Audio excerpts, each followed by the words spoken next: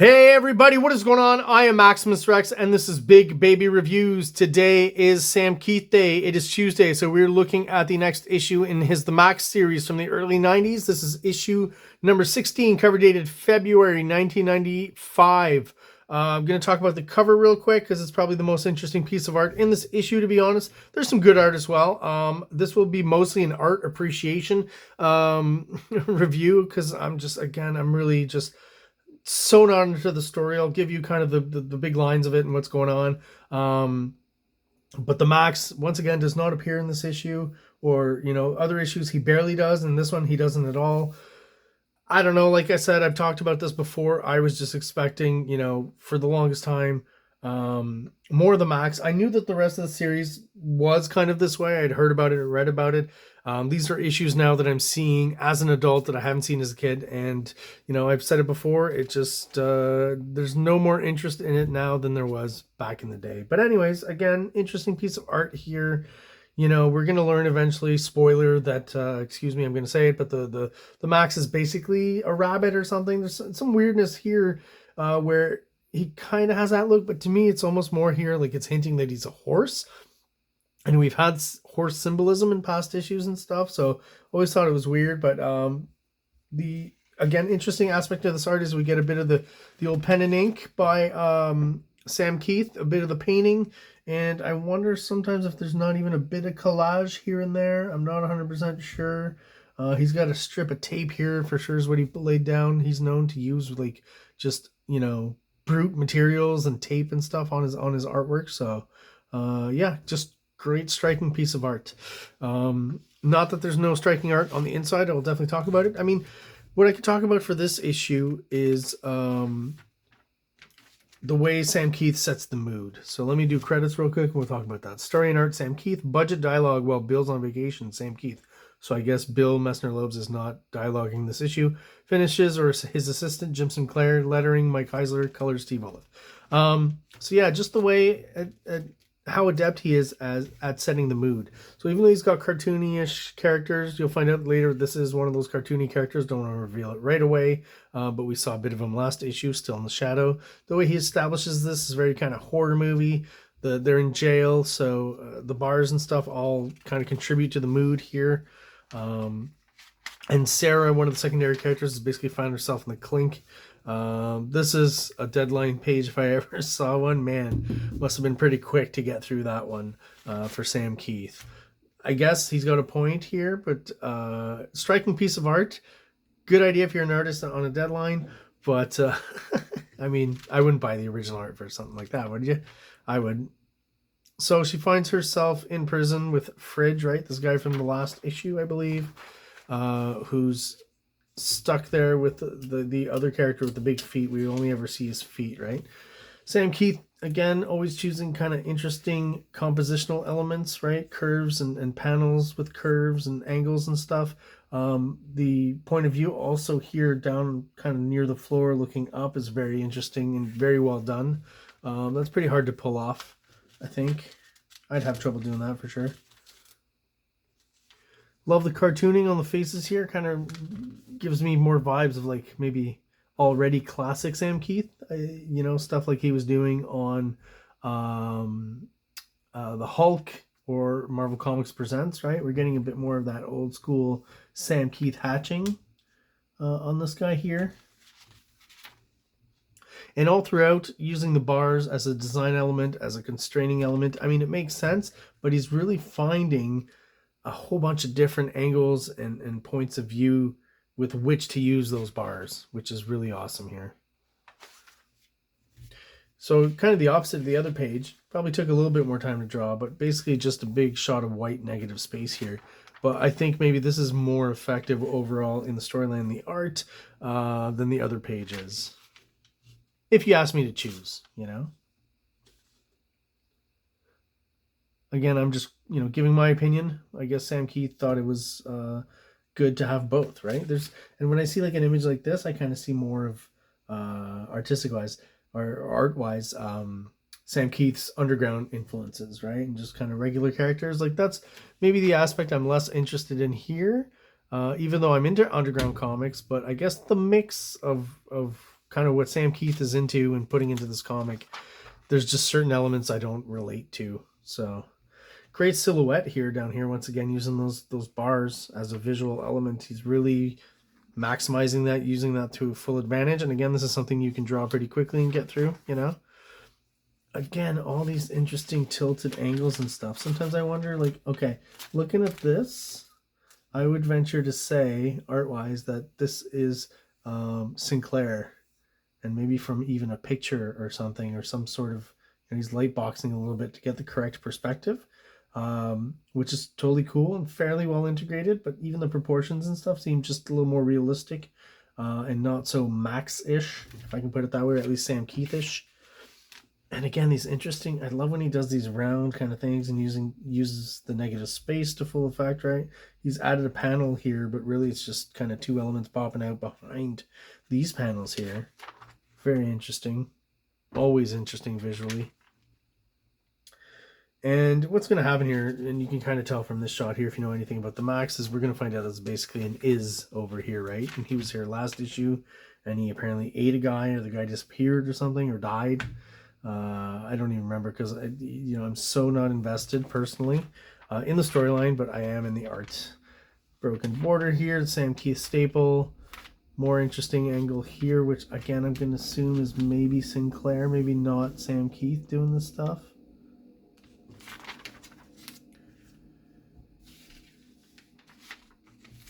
And again, you're just getting a lot more of the same here.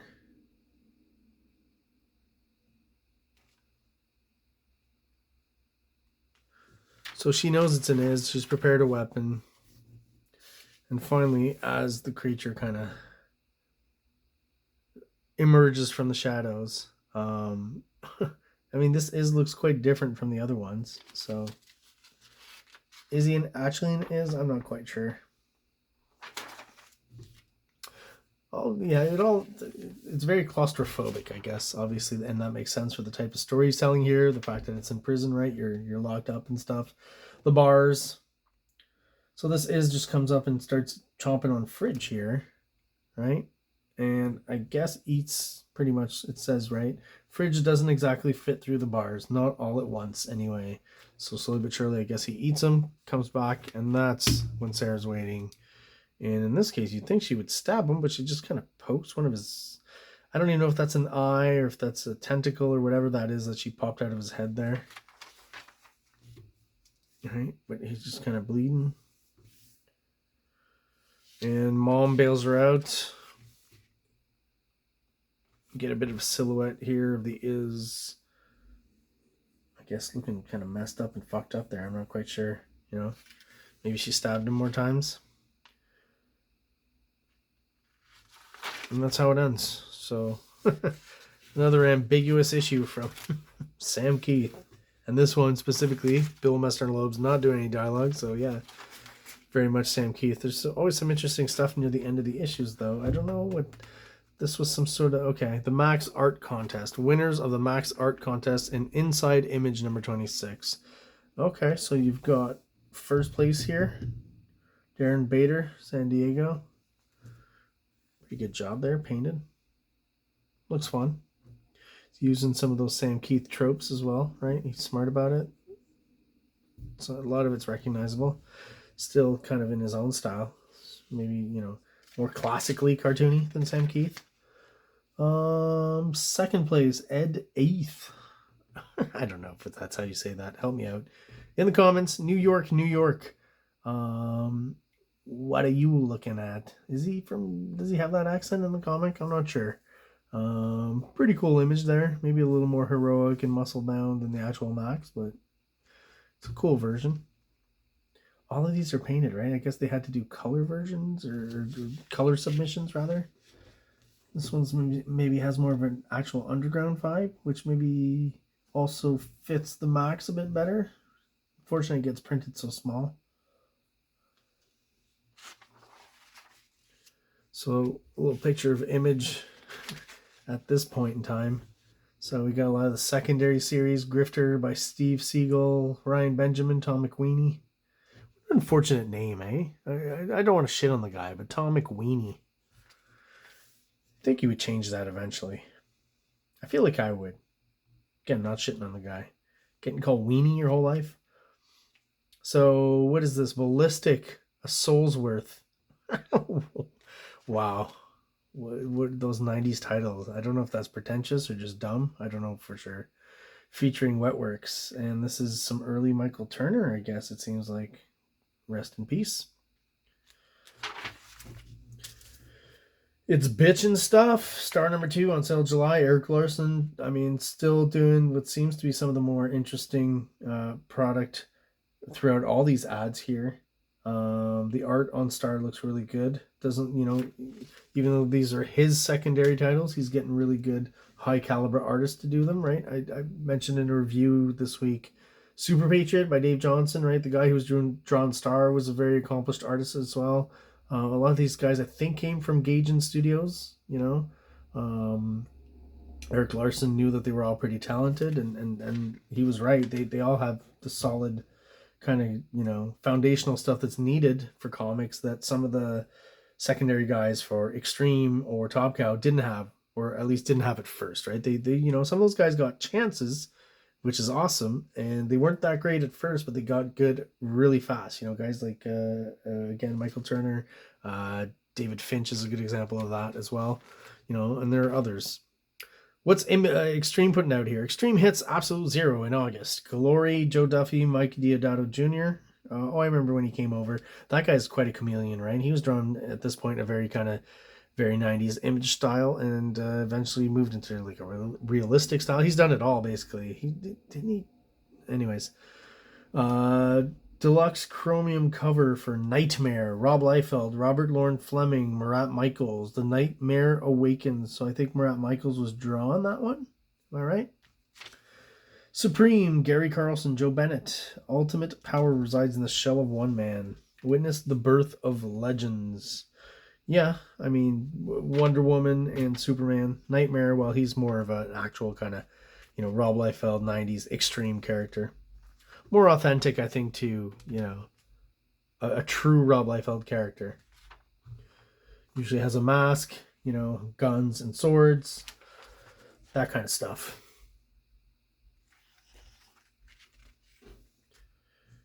And what is this? Interesting. Attention MAXX readers. Starting with issue 16, the MAXX will include a new feature, a classified section called Head to Head. Head to Head will be a bulletin board for folks to hook up with each other in 25 words or less, just like the classifieds. Looking for a fellow artist, starting a fanzine. Just feel the urge to say something incredibly stupid in an international publication? We'll print your ad at no charge. Just be polite. And what you say doesn't need to relate to the MAXX either. Okay, so this is kind of like, this is 1995, right? I said. So the internet is maybe not even around yet, or maybe just starting up slowly, and probably mostly kind of a digital version of this, message boards, and same principle as what we're seeing here. The fact that they were still doing it old school at this time probably didn't last very long. So I'll be kind of curious more more than the actual comic. I wouldn't say that. I wouldn't go that far. But I will be interested in seeing if this actually kind of panned out, because like I said, back in the day, I was not collecting the MAXX anymore with these issues. So if this actually works, I'll be interested. I guess this is kind of the first effort here that we're seeing. What kind of stuff are we seeing here? Artist seeking artists. Hey, I'd like to send drawings to fellow MAXX heads. Thinking about doing a zine too. Should I? Looking for readers to help start independent photocopied Demented Press. Okay, so yes, to help kind of independent creators hook up, I guess, basically, and do some product together. Cool stuff, I guess. Won't last long with the advent of the internet. Aaron Ricks, Long Beach, California. Great job on this pinup. I guess that's why they put it as the back cover. Painted, colored. So he took quite literally the idea of the MAXX having plunged his hands into molten lava and come back out with these kind of gloves, right? I think that was from the half issue of the MAXX or something. Interesting, cool visual. Glad he used it here, and I do really kind of like his color choice and his, you know, fairly psychedelic vibe, you know, with the rocky formations, the lava and stuff, and the colors. I think it looks really cool, and he's got a nice glow. The glowy effect here works without any white. Again, it's got like that swords and sorcery mixed with psychedelia kind of vibe. I think looks really good. Yeah, good stuff. What's going on in the crotch area, though? I don't want to say. Oh, here's one thing. He's kind of, I've always wondered what's going on under the teeth of the MAXX, right? Was this guy's interpreted as if it's hollow and that's his neck going up there? So he's got no chin or something. Do we eventually see the MAXX's face? I guess I'll find out in future issues, hopefully. That would be one mystery I would like to figure out. Not just symbolically and, all this crazy surreal stuff, but eventually, what is the MAXX, the guy underneath? Just apparently this regular guy, I think. What does he look like? So I hope I get to at least solve that mystery eventually with the series. But yeah, I always felt like maybe there was like just a round kind of flat, like I don't know. It's a part of the MAXX's anatomy that's never been that well defined. So I don't know what the official kind of answer to that is. What's going on underneath at that angle with the teeth and the MAXX? It's a weird one because it's a weird character in a weird comic. So that's my review of the MAXX issue 16. Subscribers, hopefully I haven't lost you and you're still watching. Thank you so much. The MAXX reviews are a little maybe hard to handle, at least for me, but I still want to go through them and finish this up so eventually I can get to some post MAXX stuff and compare, right, where Keith went after that, right, and after all this image stuff. So thank you, subscribers, for still being there and checking me out. I really appreciate your support. Those of you who are not subscribed, please do so below. It's really easy for you. I'd really appreciate it. Helps get our videos and our content out to other like-minded people who are into the same kind of stuff as you and I are, namely comics. If you have any questions, comments, concerns, pronunciations for me, leave it down in the comments. Thank you so much for watching, everybody. Everybody out there, have a great day. Like, subscribe. Like, subscribe!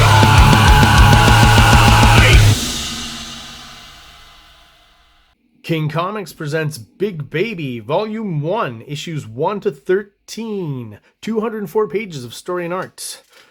King Comics also presents Star Crasher one-shot, 32 pages, cosmic sci-fi surrealist adventure. You can find these fine comics at kingcomics.ca, at MaximusRex13 on Instagram, or on Facebook, MaxRex or Big Baby.